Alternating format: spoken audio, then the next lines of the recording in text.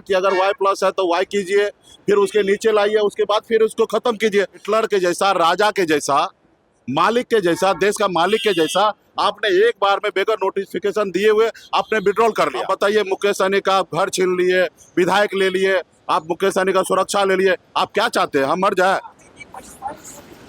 अभी अभी आप 3 दिन पहले देश के गृह मंत्री जी बिहार आए थे, झंझारपुर में आए थे।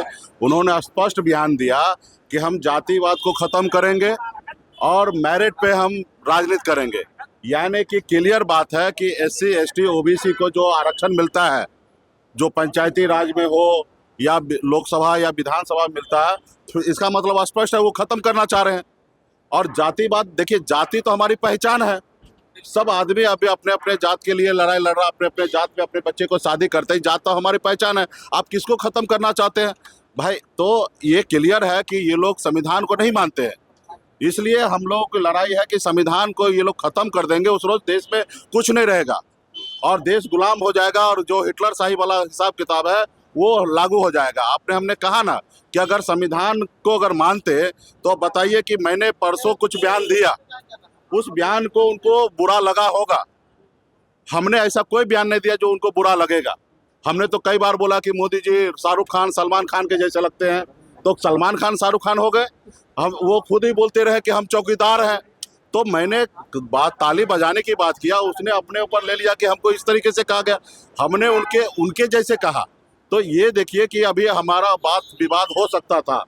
हमें Y+ सुरक्षा मिला था और Y+ सुरक्षा कोई किसी मोदी जी का नहीं था, वो भारत सरकार का था, देश के जनता के खर्चे से वो चल रहा था।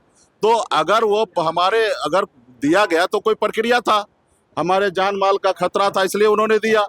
और अगर हटाने की भी बात होगा तो उसके लिए भी एक प्रक्रिया होगा कि हमारे अगर ऊपर अगर खतरा नहीं है तो हटाया जाए। और हटाने के लिए भी सिस्टम बना है कि अगर Y+ है तो Y कीजिए, फिर उसके नीचे लाइए, उसके बाद फिर उसको खत्म कीजिए। तो वो आपने प्रक्रिया नहीं निभाया। आप एकदम हिटलर के जैसा, राजा के जैसा, मालिक के जैसा, देश का मालिक के जैसा आपने एक बार में बेगर नोटिफिकेशन दिए हुए आपने विड्रॉल कर लिया। तो यही हमको दिक्कत है ना कि आप देश का संविधान को क्यों नहीं फॉलो कर रहे हैं? आज आप 2 मुख्यमंत्री को क्यों जेल में डाल दिए हैं? क्यों आपने जनता का वोट दिया हुआ विधायक को, सांसद को आप क्यों अपने पैसा के दम पर खरीद ले रहे हैं? आपके पास इतना पैसा आ रहा है, आप अडानी हो, अंबानी हो, बड़े बड़े उद्योगपति को डरा के, धमका के, नोटिस भेज के और उससे आप चंदा ले लेते हो। वही चंदा के पैसे से देश के जनता का अपमान करते हो। ये क्यों करते हो? जो चंदा नहीं देता उसको आप जेल भेज देते हो, या जो किसी को बड़ा बड़ा टेंडर दे देना, बड़ा बड़ा ठेका दे देना, एयरपोर्ट को लीज पे दे देना और उसके कारण आप उससे बड़ा पैसा उगाही करते हो। भाई आप बताइए, हमारे देश का सारा सरकारी संपत्ति को आप प्राइवेट क्यों कर रहे हो? आप बताइए, हमारा जो युवा जो सरकारी सिस्टम पे काम करता है उसको 70-80 हज़ार रुपया महीना मिलता सैलरी, अभी प्राइवेट कंपनी के पास जाता है तो रिज्यूम लेके जाता है, देखता है हाँ ठीक है 30,000 देंगे, अब वो मनमानी करता है। अभी हमारे युवा के पास कोई ऑप्शन नहीं है, वो 30,000 में नौकरी करता है। हमने राजस्थान में गया, वहाँ पे एयरपोर्ट पे हमने देखा लॉन्च अडानी को दे दिया गया। अडानी में एक मैनेजर लेवल का पोस्ट वाला लड़का से हमने देखा, बहुत ही स्मार्ट, पढ़ा लिखा, समझदार था। उनसे पूछा भाई कितना सैलरी है, तो बोला 20,000 रुपया सैलरी है। आप बताइए, जिसका सैलरी 1 लाख होना चाहिए, 50,000 होना चाहिए, वो उसको 20,000 सैलरी मिल रहा है।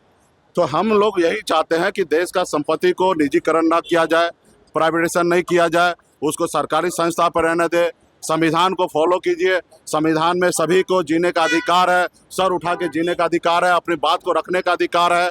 और देश में अभी लोकतंत्र का चुनाव हर कोई लड़ सकता है। आप हिटलर शाही के जैसे कर रहे हैं। आप बताइए, मुकेश सहनी का घर छीन लिए, विधायक ले लिए, आप मुकेश सहनी का सुरक्षा ले लिए, आप क्या चाहते हैं हम मर जाए?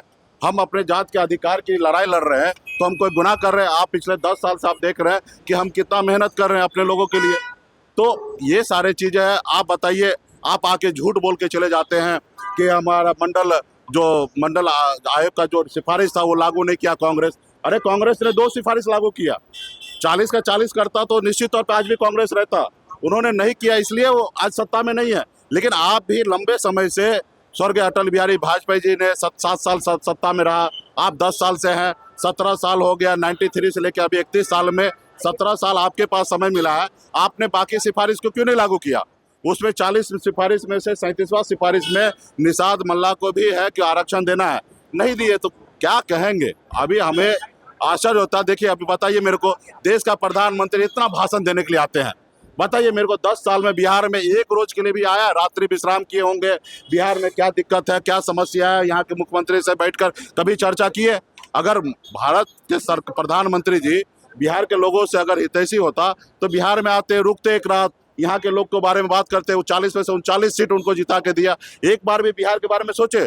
आप बताइए कि अगर वो जनता की बात मानता, आप लोगों को मानता, तो आपके साथ एक बार प्रेस कॉन्फ्रेंस करता। हमसे जुड़े रहने के लिए हमारे YouTube चैनल को सब्सक्राइब करें और नई वीडियो की नोटिफिकेशन के लिए बेल आइकॉन को दबाएं।